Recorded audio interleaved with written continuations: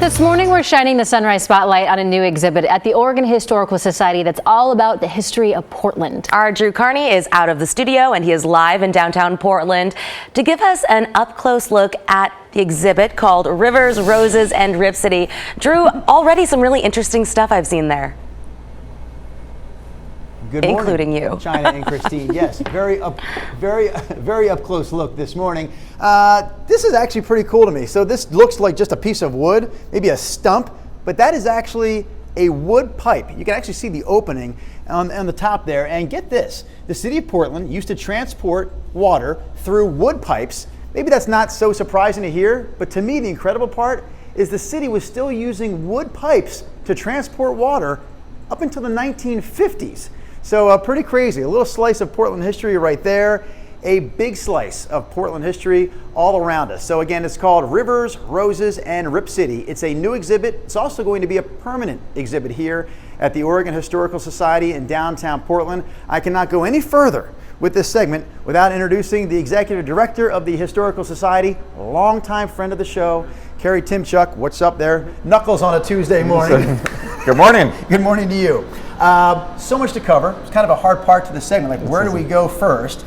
Let me ask you, in putting this together, how do you tell the story of a city's long history in a confined space like this? I think very well is what we did, but you got the Rivers, Roses, Rip City part of it.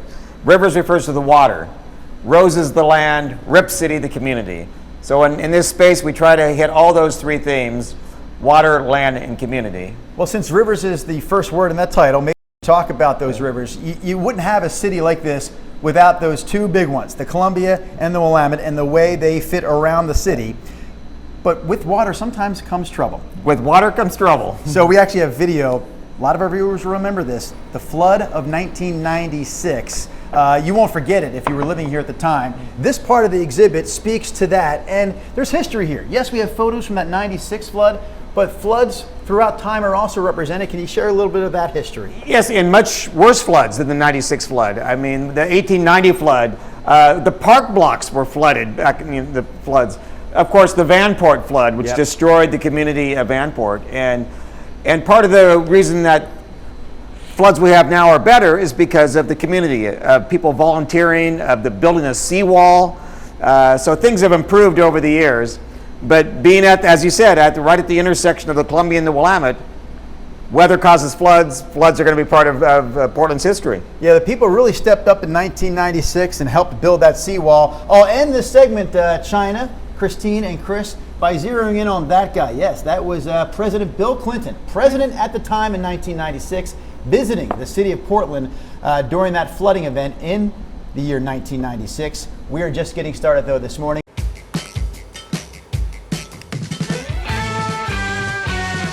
Drew Carney took a short trip this morning from the KGW studios to the Oregon Historical Society in downtown Portland. He is there to check out the museum's newest exhibit all about the history of Portland.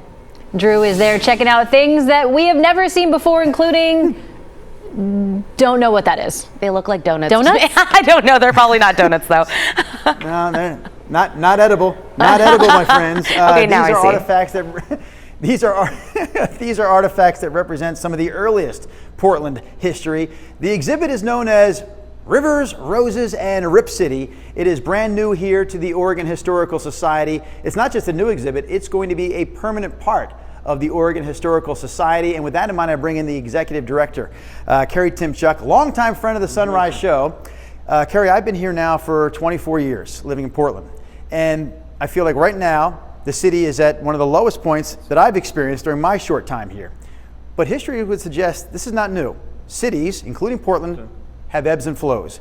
Can you talk about how this exhibit really tells that story? Well, if there's a theme in the exhibit, I think it's that Portlanders in Portland have always faced challenges. From the earliest days, time immemorial, when there were floods here, until the Willamette River needed to be cleaned up, until the day. But Portlanders have always united to meet these challenges, and I think that's the theme here of the exhibit. So, just before the commercial break, we pointed out one particular piece of history. One of my favorite parts. We'll step on this side to give Eric a clear shot of this coat. Now, I asked our viewers before the commercial break, could they figure out why this coat was significant? I'm going to ask you to spell it out, and I think people will quickly learn, if they haven't already figured out, why this coat is so important. Well, in 1984, a restaurateur and owner of the Goose Hollow Inn said he was going to run for mayor against the incumbent Frank Ivensee. Nobody, and I mean nobody, thought this guy could win. Voters thought otherwise, and in 1984 they elected Bud Clark as mayor. He would serve for 8 years.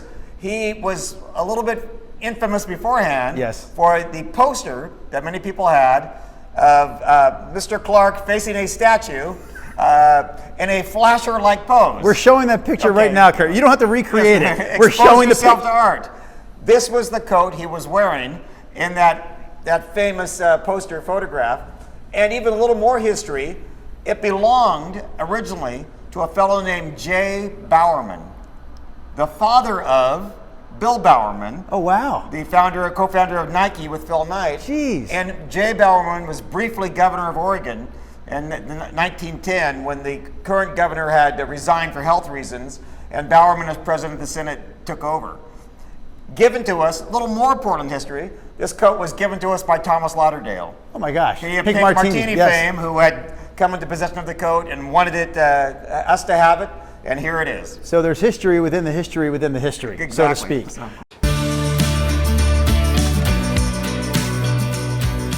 This morning, we're shining the sunrise spotlight on a new exhibit at the Oregon Historical Society that is all about the history of Portland. Yeah, and our Drew Carney has been there all morning long in downtown Portland to give us an up-close look at the exhibit, Rivers, Roses, and Rip City. Drew, what is this pose we're seeing here? Taking a break.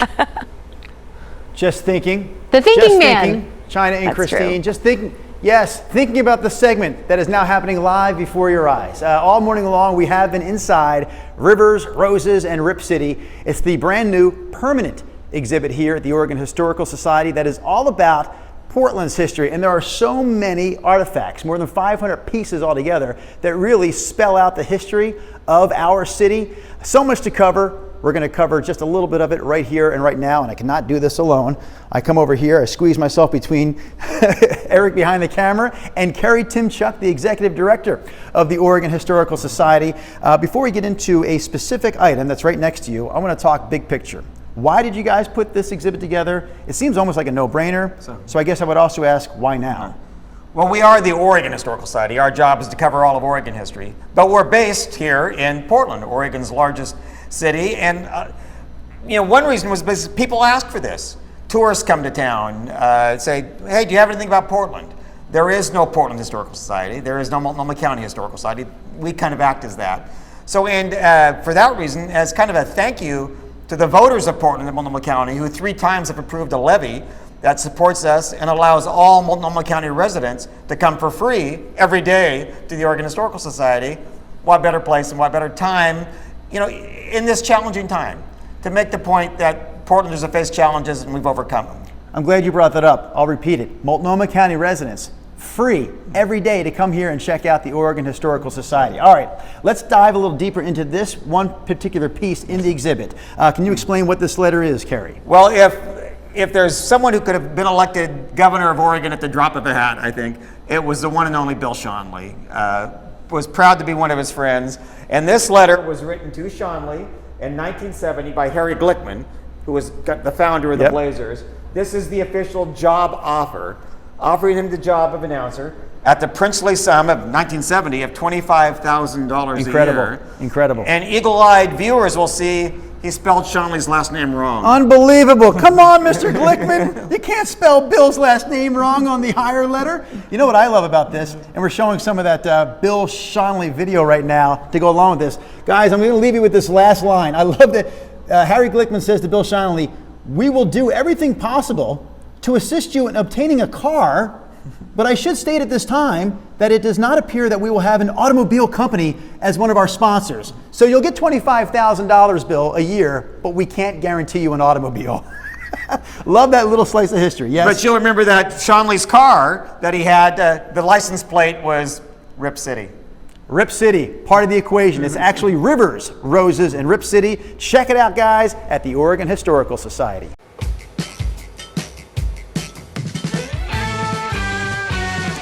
If you've been tuning in, you know our Drew Carney took a short trip out of the KGW studios this morning, went to the Oregon Historical Society in downtown Portland, where he's been all morning long. And he's there to check out the museum's newest exhibit all about the history of Portland. And we are learning a lot this morning, Drew. Mm-hmm.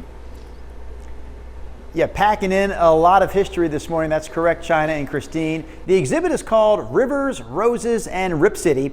It is a new permanent exhibit here at the Oregon Historical Society in downtown Portland. Hey, if you're not familiar, by the way, the Oregon Historical Society is free every day to residents of Multnomah County. So a pretty cool perk right there.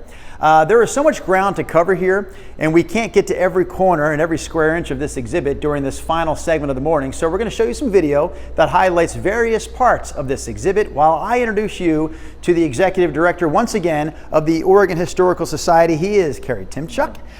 Carrie, this is as we show all the video of the various elements within Rivers, Roses, and Rip City. Let's talk about this area, because this is not just a pretty picture of Portland. You cover it all. Cover it all. I mean, we're not the Chamber of Commerce, we're not the Tourism Bureau. We're the Historical Society, and our job is to tell the history, the good, the bad, and the ugly.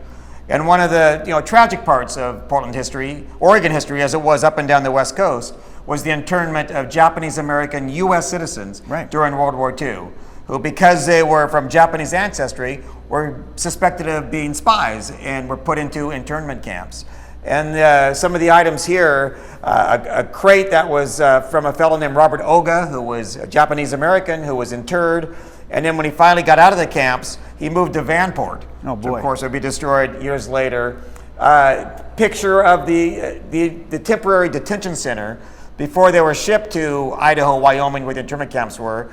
Japanese Americans were housed at what was the livestock center. It had been where cattle were stored, and that's where they lived for a period of time. You're not hiding from Portland's history. We're not hiding from Portland's history. We're showcasing Portland's history. It, exactly. So you kind of have to learn from it. Right, and you cover the bad and the ugly kind of in one fell swoop right there. You got it. Can we go to some good? You bet. Some. Want to end on good. So. I always think food is good. There's a food and beverage section here within this exhibit, and the one thing I want to point out, there's a Huber's Cafe menu. Huber's is considered the oldest restaurant in Oregon. Okay, so the oldest restaurant in Oregon, Huber's Cafe. Man, we're really going to test Eric Patterson's focus skills here. Can you get in on toasts there, Eric?